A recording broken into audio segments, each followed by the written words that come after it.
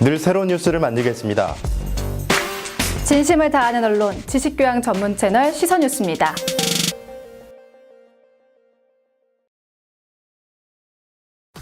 안녕하세요. 레슨업 자동차에 보는 거 박진아입니다. 지입차편 누구와 함께 할까요? 예쁜 이하나 씨와 함께 합니다. 안녕하세요. 안녕하세요. 아이고 예쁘다고 하니까 이렇게 좋아하실 수가. 네, 시즌3 두 번째 시간이에요. 어떤 것들을 이야기해야 되나 또 고민을 하다가 지난달에 나온 뉴스였어요. 지입차, 물론 차도 그렇지만 특히나 큰 화물차의 경우 이거 굉장히 유의해야 한다 이렇게 나왔습니다. 어떤 내용인지 짐작이 가시나요? 짐작이 갑니다. 어떤 내용일까요?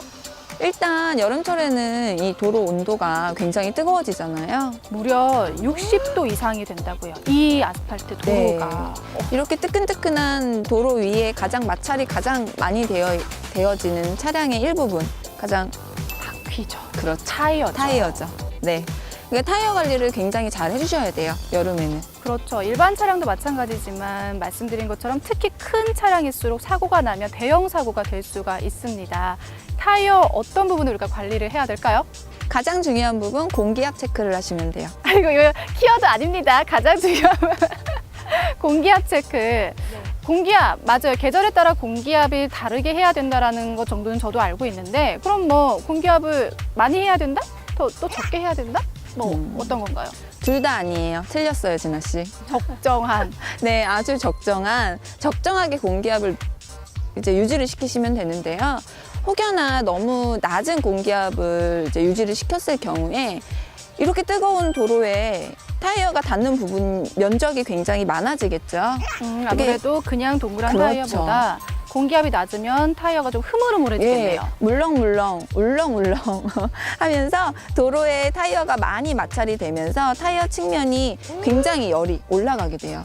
그러면 타이어가 아무래도 많이 약해지겠죠. 그러면서 순간 펑펑 하고 타이어가 파손이 돼버리는 거예요. 그래서 특히나 여름철에는 공기압이 낮아질 수 있는 걸 좀 방지하고 적정한 수준으로 유지하는 게 좋다라고 하네요. 실제로 이 타이어 관련한 사고가요, 5월에서 8월 사이에 가장 많이 난다고 해요.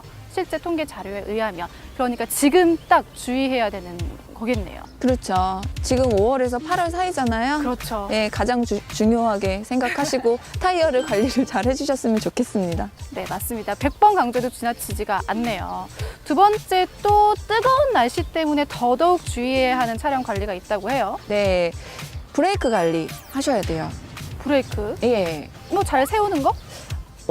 아니요. 세우는 거 말고 가실 때. 아, 운전을 할 때요. 이제 운행 중에 보면 날씨가 이렇게 뜨겁기 때문에 안 그래도 가열이 되어 있는 상황이에요. 그런데 이제 가속과 제동을 반복을 하다 보면 브레이크의 가열이 굉장히 제가 알기로는 몇백 도까지 올라가는 걸로. 온도가요? 예. 400도 이상이라고 하는데 어쨌든 굉장히 올라가는 거잖아요. 그러다 보면 당연히 브레이크 파열이 오겠죠.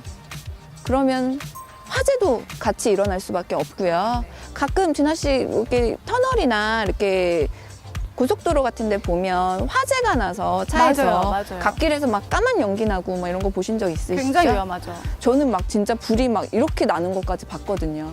그런 게 다 이런 걸로 인해서, 이런 일들로 인해서 이루어지는 사고들이기 때문에 좀 본인이 브레이크는 관리는 잘 하셔야 될 것 같아요. 특히나 요즘 휴가철이라서 안 그래도 차가 많이 이동을 하잖아요. 그런데 한 차량의 이런 사고 때문에 굉장히 크게 번질 수가 있단 말이에요. 저는 브레이크의 온도가 400도까지 올라간다는 거 오늘 처음 알았어요. 저도 보고서 깜짝 놀랐어요. 상상도 안 되는 온도인데 그렇겠네요. 안 그래도 뜨거운데 계속 이렇게 움직임을 주다 보면 온도가 계속 올라가서 그게 결국엔 펑 하고 터질 수도. 그렇잖아요. 우리 지입차주들은 단거리 운행하시는 분들이 거의 없잖아요. 장거리 운행이기 때문에 아무래도 가속과 제동을 계속 할 수밖에 없거든요. 이제 인지하시고 중간중간에 점검하시는 거 잊지 마셨으면 좋겠어요. 네, 정말 중요한 내용인 것 같아요. 오늘 방송 보신다면요, 이 두 가지 한번 체크해 보세요. 어렵지 않거든요. 공기압이 적당하게 되어 있는지, 두 번째는 운행 중에 브레이크를 너무 급격하게 밟지 않는다. 그게 속도를 너무 내다 보면 또 브레이크를 밟게 되거든요. 안 됩니다.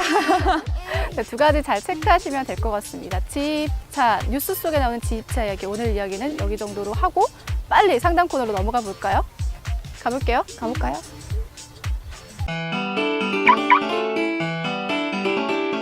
네, 시즌3 상담 코너입니다. 지입차주분들에 대해 더 가깝게 들어가서 이야기 들어봤어요. 이번에는 영업용 넘버 관련한 이야기인데요. 40대 중반 남성분이고 지입일을 한 3년 정도 하셨대요. 3년 정도면 초보라고 할 수 있나요? 아니요. 아니에요. 네. 베테랑에 들어갈 수가 있나요? 그럼요. 네, 베테랑이신데 지금 영업용 1톤 카고를 운행하고 있으시대요. 근데 이번에 냉동 탑차로 차량을 변경을 하려고 하는데 이때 그 넘버 있잖아요. 노란색 넘버를 이동해서 달아도 된다 이렇게 들었다고 해요. 가능한 건지 또 만약에 가능하다면 냉동 탑차에서 사용하던 넘버를 나중에 또 다시 카고로 왔을 때 또 다시 이동을 해서 부착하는 게 가능한지 이거를 여쭤보셨습니다. 제가 알기로는 넘버는 차량마다 교체를 해야 된다고 알고 있거든요. 그래서 되게 특이한 고민이지 않나라는 생각이 들었어요. 네, 정확하게 말씀드리자면 여기에 넘버를 이쪽으로 띄어서 넘기는 거는 예, 법적으로 금지가 되어 있습니다. 아, 네. 그렇군요. 예, 말이 안 되는 거고요. 만약에 이제 냉동 남발을 다시려고 한다면 다시 등록을 다시 시켜야 되는 거예요. 그러면 일반 카고에서 내가 다른 카고로 갈 때는 그 넘버가 관계가 없는 건가요? 같은 톤수에서는 가능해요.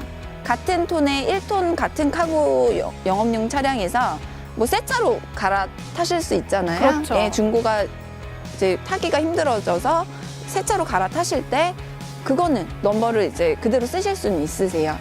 예. 그럼 정리하자면 이거네요. 차량의 종류도 같고 톤수도 같다면 영업용 넘버를 언제든지 이동해서 사용할 수가 있지만 톤수가 바뀌거나 차량의 종류가 바뀐다면 그때마다 넘버는 새로 발급받아야 된다. 네, 맞아요. 오늘 넘버 관련한 얘기는 그동안 모르셨던 분들도 많으셨을 것 같아요. 관심 갖지 않았다면 몰랐을 수 있을 법한 얘기인데 지입차주분들에게 좀 더 가까이 가서 고민 얘기 들으니까 더 다양한 고민들을 들을 수 있었던 것 같습니다. 그럼 저희는 다음 시간 또 찾아오도록 할까요? 네, 인사할게요. 안녕. 안녕.